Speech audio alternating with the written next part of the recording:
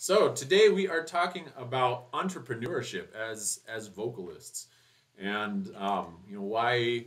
What is entrepreneurship? Why is it important? Why is it something we should incorporate into our way of doing things?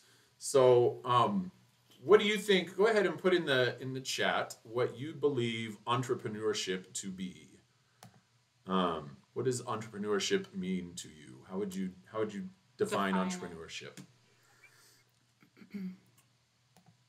All right, cool. We got more people coming in. Jordy's joining us. Elise is joining us. So Entrepreneuriat. entrepreneuriat. Yeah. What is entrepreneurship? Go ahead and tell us what you believe entrepreneurship is. Creating your business and building it and selling it. Yeah, Yeah, those are that's important parts. Yeah. that's a big part of it for sure. Anybody else? What do you think? What The does that word mean? creating is super, super. Creating your own Ooh, love it. destiny. Yep. Like that one. For Good sure. words, guys. Those are awesome. So, entrepreneurship, like many words that we have in English, is comes from French. We're big language geeks, so we come up with all these. She's Greek, so everything These comes come from from Greek. the Greek These come word. from the Greek word. Every but single word. This These comes come from the the French Greek word. Um, You're a nerd. I love it. entrepreneur.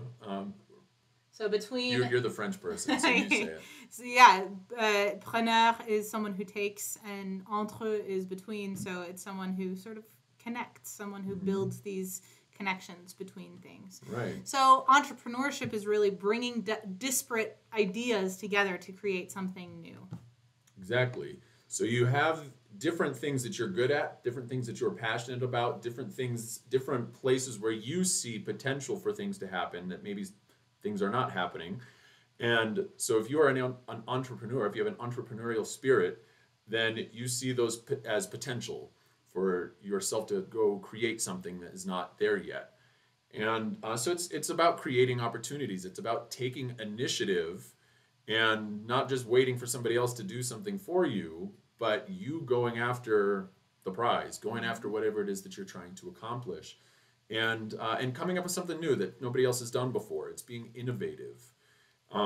So that's what entrepreneurship is. So that's, I mean, why would that be something that's important to us as singers? Why do you think that that's an important skill to develop? Because it's not something that most of us have been taught.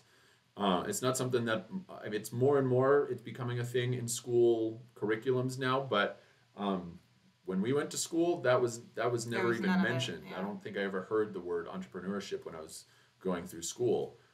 So why might that be something that's important for us in the modern world as artists, as vocalists, as singers?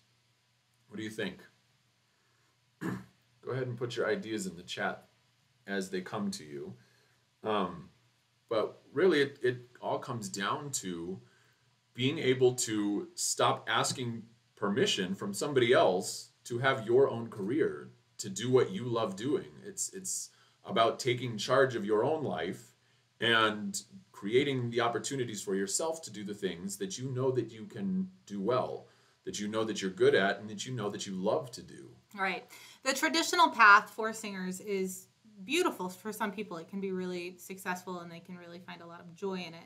But it's not accessible to everyone because not all of us live in some epicenter of culture. And if you don't live in New York, if you don't live in LA or San Francisco or Seattle or one of the big, Chicago, one of the big cities that has tons of performing arts happening, then there isn't a lot of opportunity within your region to get out there and do this. This thing that we're so passionate about, that we build ourselves into, right? And so the options are either you don't perform or you go to a place where a lot of performances are happening, and then that sort of disrupts your entire life because it's so hard. Renee Fleming in her book, The Inner Voice, talks about how she wanted the family life. She has 2 daughters. She has a husband, or had a husband, and she wanted to be able to do it all. But as her career took off, she recognized that she just couldn't. And so she ended up divorcing her husband and being, like momming when she was around. And I'm sure she's a beautiful mother, and I'm sure she was, I've no intention of criticizing her in any way for this, but it's such a hard thing for people to have this life where they're traveling all the time and they have stability and they have comfort in their own spot. And so when we decided we wanted to, build a family, it really felt to us like, does this mean that we can't continue to sing? Does this mean that we have to choose between one and the other? And that just didn't feel right. It didn't sit right with us that we would have to either live in Manhattan and have, a tiny little place for our family to live and always be, around the hustle and bustle and always be auditioning and always be traveling and chasing after something that may or may not come to fruition. And we realized that was just not the life that we wanted, but that we weren't willing to sacrifice singing. And so for us, this was the option. We realized, you know what? We can create what we want to create. Yeah, there isn't enough music happening where we are. So we still sing, we get gigs all the time performing, regionally and nationally. And we love performing and we do as much of it as we possibly can. But a huge chunk of our performance happens because of opportunities that we ourselves have created. So creating something out of nothing. And that's not just on the performance side of things, but we love teaching too. We're passionate about teaching. Feel like we do okay at it. We get some good results from our students. That's something we're good at. It's something we're passionate about. It's something that helps other people. It's something that we can make money doing. And so that's what it comes down to when we talk about building your own career path that allows you to thrive, that allows you to be successful, that allows you to be fulfilled. It has to hit all of those boxes. And this is what we talked about in the previous class. There's this Japanese concept of ikigai, where the things that there's a crossover between things that you are good at, things that you are passionate about, things that help other people, and things that make you money. The intersection of all four of those are that's where you can find your real purpose. That's where you find the thing that keeps you going, that keeps you motivated, that gives you a sense of purpose in what you do with your life and with your career. And so finding what all of those things are and combining them that's really an entrepreneurial endeavor. That's really creating those connections between things that may not be intuitively connected. Right. So the big ones are obviously performing and teaching go hand in hand for a lot of people, but not everybody likes to teach. Not everybody wants to teach. Not everybody should teach, or is a good teacher, but there are other things that they might be good at, maybe administrative skills, or maybe schmoozing with people and creating connections between different organizations. There's, the sky is the limit when it comes to creating something that is going to help you creating something that's going to help you achieve your goals. Yeah. An example that comes to mind, we are close to someone who has experience as a realtor and as an English teacher, and so we're helping this person create a business out of building, all of the copy, all of the writing that goes into the real estate business and creating a coaching business out of that. So she's using all of her multiple skill sets that seem totally, totally disparate to create something that's never existed before that can really, really help the world in huge ways. Absolutely. Or like we have one of our coaching clients right now he's really into they're called punting boats. He's in New Zealand, and he loves doing these punting boat tours down the river and singing to people. And so that hasn't been done there apparently. So he's brought his singing skills to his boating skills, creating a new entrepreneurial endeavor for himself and creating opportunities for other people to come perform as well. And then he's bringing different businesses to the table to create this whole new industry in his region there that has never existed before. Right. So all kinds of different ways that we can do this. So think about what are the opportunities that I could create, or that what things can you create for yourself that will help you to move your career forward. So everybody come up with, just off the top of your head, what are 5 different things that you could imagine. And you don't even have to understand how this would work quite yet. You don't need to have the skill set to do this quite yet. But what are some 5 things that you can imagine that are opportunities that you could create for yourself to move your career forward? Go ahead and put those in the chat, and let's see what you come up with. And these are, again, opportunities that you can create from the things that you are good at, the things that you are passionate about, things that help other people, things that can make you money.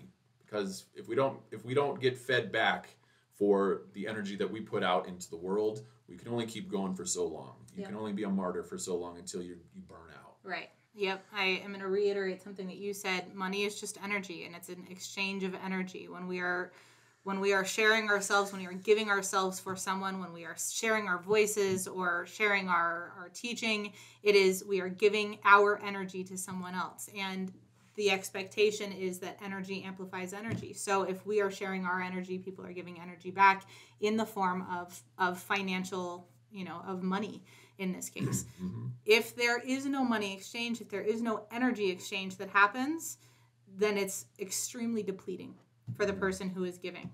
It's a lopsided arrangement. Yeah. And so, no one grows as much. Exactly. And so, when you are wondering, okay, as a freelance performer, as a freelance teacher, as a freelance artist, how much is okay? Like, what should I charge for my services? And a lot of people have a hard time charging what they're really worth because they don't really value what they do themselves. They see how the arts are constantly sort of devalued in society, and they want to be careful about charging too much because they don't want to offend other people by saying, this is what I charge. And so they try to undercut themselves to try to get more people to come to them. The only problem with that is, well, it's not the only, there are a lot of problems with that. When you devalue yourself, you're not giving your best to the people who come to you. You're also not going to bring people to you who really put value in what you have to offer. And so it's just going to it's like a race to the bottom. So understanding what you really have to offer, and we talked about that in part 2 of this course, what it is that you're really selling is transformation. It's not just sound. It's not just you or your voice. It's an opportunity for people to become a more evolved version of themselves. And when you understand that you have something really valuable to offer to other people, whether that's through your own performance, whether that's through helping them to perform the best that they can, whatever the case is, you have something valuable to give. And so it's incumbent upon you to make sure that there is a proper exchange of energy that happens. For what you give out, you need to receive back as well. So what did you come up with? What kind of opportunities can you create? Jake says recitals, master classes, maybe I've never run one, concerts, or marketing automation for opera. I'm going to pull that up. Marketing automation for opera companies, some sort of bouldering performance. Ooh, I like that. I don't know. I like bouldering, and this is not a fully formed thought, but that's the best kind. I love that. The not fully formed thoughts are the best kind. We ran into a cello player one time who does performances like hanging up in trees out in the forest. He was in the middle of a river on we're in Breckenridge. There's this tiny little sandbar in the middle of a river, and he hoisted his cello up, wore tall boots, walked across the river with his cello in hand, and played a concert from this little island in the middle of the river. I saw a brochure one time for a concert series in Moab, Utah, where people were performing out in the rocks in these cool natural amphitheaters. So yeah, man, absolutely. Yep. Figure out some bouldering and singing. We know somebody who does, she sings arias while she's hanging upside down on silks. No doubt, yeah. And does all these aerobatic things. And think about, this is such a nerd thing to add to this, but think about the acoustics in different, in canyons and stuff like that. You can climb up to some spot where you can kind of hang out and sing, this is your stage, Mm-hmm. I think that's brilliant. I think we can totally come up with something. Yeah. My brain is going a little crazy with that one. So yeah, performance, there's a lot of different ways that you can come up with performance opportunities. Yeah. The possibilities are endless for that, and that can look a lot of different ways. A solo show, a fundraiser, doing master classes can be really, really good. A lot of the big name singers over the pandemic when there was no singing happening, they did online master classes. Right. They just created that opportunity of a different stream of income for themselves. The coolest thing about master classes, you guys, is that you don't have to feel like you're a pedagogue. You don't have to go into a master class thinking that you are going to adjust every person's sternocleidomastoid and know every muscle in their body that is contributing to what's happening to their sound. That's not what a master class has to be about. It can be. If you love technique and that's what you feel like is your strong suit, go with that. But if you feel like you can do a better job of helping people move better on stage, if you feel like you can help people with diction, if you feel like you can help people with freeing their song interpretation, freeing their mindset, there are endless possibilities for master classes. And everybody gets scared of the idea of a master class because we think of a master class as just being a technical endeavor. And so many people who have not had a lot of experience teaching voice are like, oh my gosh, if I teach bad technique, especially if I teach it in a room that has other voice teachers in it, I'm, sunk. Mm-hmm. And that doesn't have to be what you do. Absolutely. Bring yourself into that master class. Mm-hmm. The other thing that we talk about, oh, here we go. Elise says, bringing music to underserved communities. Love that. Newly arrived refugees. Oh my gosh, yeah. Teaching, bringing people from different backgrounds together through music. Big time. You're right. You are speaking our language, you're right Elise. on the same page as we are on all that. The other big thing that we talk about with our coaching clients is creating auditions. Creating your own audition situations that set you up for success in a way that a traditional cattle call audition just doesn't do for us. Yeah. Cattle call auditions are not set up for the singers to be successful.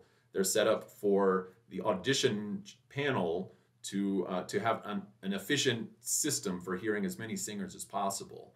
But it's just not it's not set up for you to have the best experience that you can have.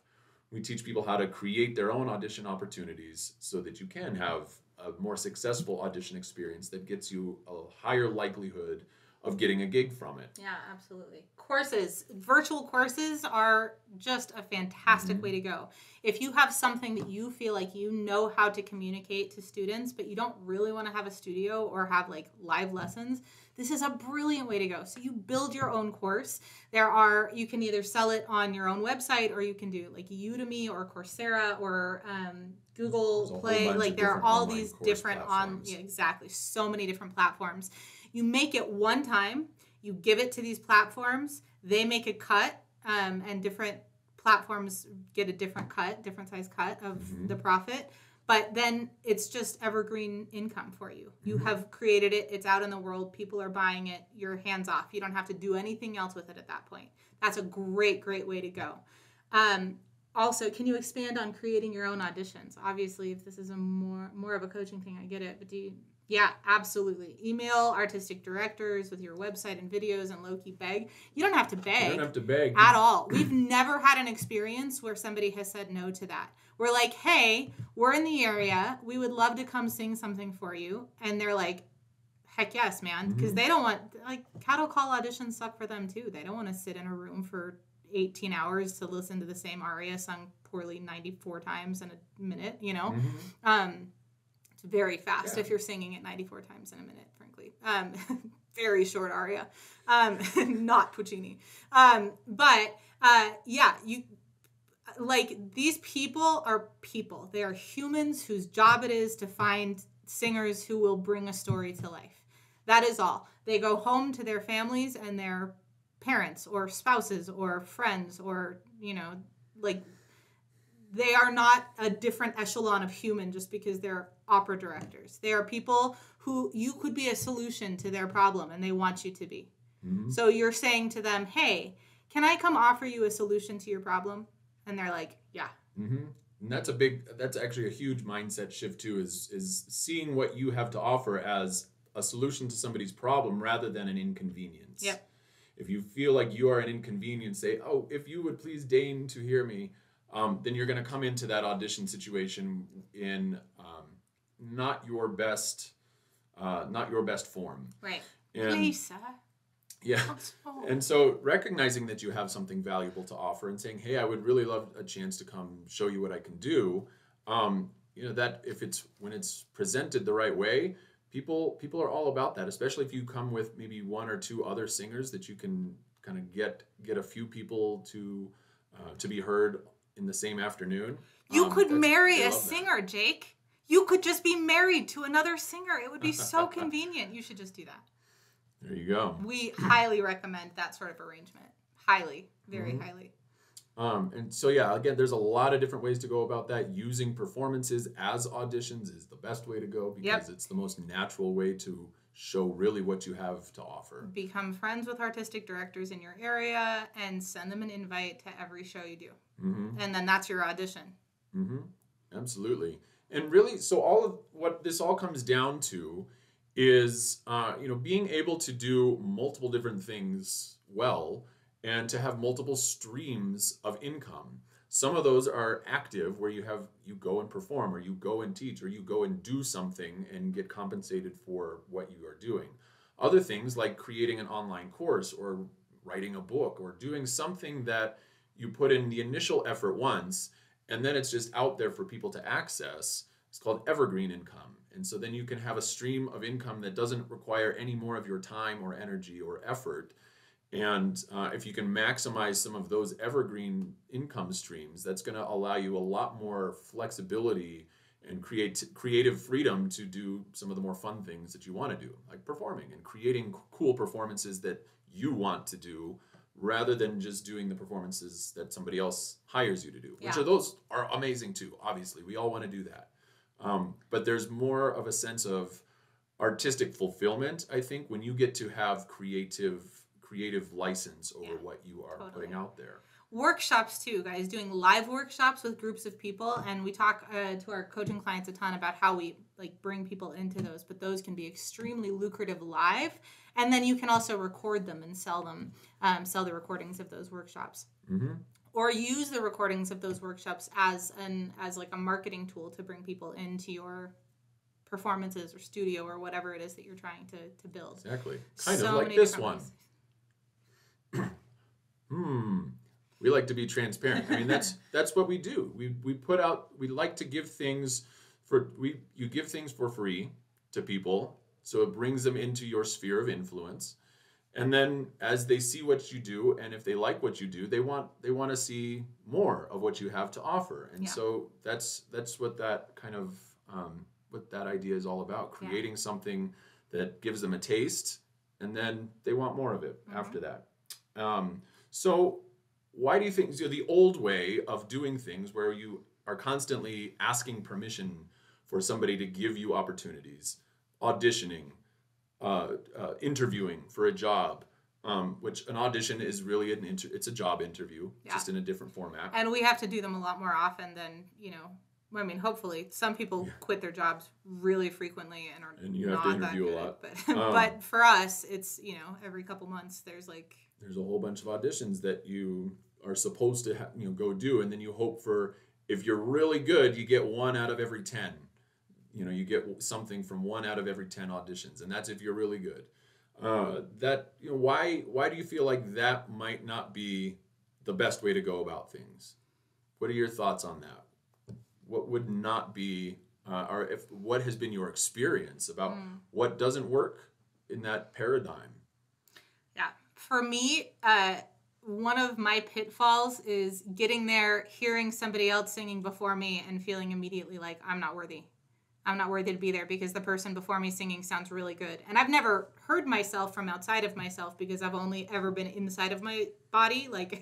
It's pretty tricky to come out here to hear yourself sing. So I have no idea how I compare to that person. And it really is not my business anyway, how I compare to that person. My job is just to do my best and not to worry about what anybody else has to offer. But if I hear somebody else singing, oh, you better bet that there is some serious imposter syndrome coming. Jake says, in my experience, it's incredibly draining and incredibly demoralizing. It is so demoralizing. To just get no after no after no, because everybody does. It doesn't matter if you're Pavarotti, you're gonna get a lot of no's from your auditioning because it's a numbers game. It's not doesn't matter how good you are if they don't have something that is specifically designed for your voice and your character type. You're not gonna get that gig. And there are way more singers out there than there are parts and roles for those things to play. The supply is way higher than the demand when it comes to professional shows. Right. So if the supply is always going to be greater than the demand, there's way more people coming, and this applies to like academic jobs as well. More and more people are going into doctoral degrees and higher, upper higher education degrees, and are seeking work in the higher education system. But there are fewer and fewer full-time jobs in higher education anymore. There are more and more of those jobs are being kind of degraded into part-time positions, adjunct positions that don't pay very well. And there's this constant sense that you need to prove yourself. You need to show somebody else that you are worthy of working for them and doing what they tell you to do. Yeah, and so depending on where you live, it might seem like there are not very many opportunities for you to go around and perform and to get opportunities handed to you from other people. And so that's where this idea of creating your own opportunities really comes into play. It's where it really becomes important to be able to craft a performance for yourself, create a concert for yourself or for yourself plus other people, and to use those performances to help propel your career forward. Because the more experience you have, the better you get, the more you get noticed, the more people see what you have to offer, and then they ask you to come sing. A lot of times they'll ask you to come sing without having you audition, because your performance was the audition. Yep. They saw what you can do. Yep. They don't need to hear an aria or a 16-bar phrase of a song anymore. So creating your own opportunities is one of the most powerful ways to keep your career on an upward trajectory. Good way to make a little extra cash. And to get your voice out there, not just like the sound of your voice, but to get your message across. Because you can say something when you are curating performances, you can say something so much more accurately and so much more like vulnerably and honestly than you can if you are doing a performance that somebody else has created for you. If you're singing a role, you are sort of limited to the messages that role is conveying. If you are putting together your own show, you have license. Mm-hmm. Absolutely. Jake said, have you struggled with messaging and reaching out to artistic directors with your materials? What advice would you have to help get past the imposter syndrome of not feeling like you're good enough to reach out? Yeah, that's the big first step, isn't it? If you feel like you like the imposter syndrome is in the way of you reaching out, then you don't feel like you should be singing a role for them. Mm-hmm. So shifting that, see yourself singing the role, recognize that you want to be on that stage singing with those other people, and then the first piece of that is being present as you audition, right? Like, so here's your goal and you're moving toward it, but you're being present every moment as you're moving toward it. The first step is just being present in the audition so that you're not thinking to yourself, oh my God, I shouldn't be doing this while you're singing the audition. You're just giving an audition. Yeah. And even before you even reach out to them to send them that email, the messaging is really crucial. It's you want to make sure that you are communicating something in a way that's going to be attractive to them. And this is where there's that fine line between confident and cocky. And nobody wants to be cocky. Nobody wants to be seen as cocky because it's off-putting, right? But you want to be confident in what you are doing, what you have to offer. And so there is a big difference between those, although they can seem like they're really close to each other. The feeling is very different. I have a really clean line that I draw. My clean line between confidence and cocky is, am I using my gifts to lend to someone else's growth, or am I just using them for myself? Am I talking to other people about how good I am at this because it feels good to me, or am I saying, let me share my gift with you so that it can bring people to your company? Right. Is it boosting your ego, or is it offering a solution to somebody? Yeah.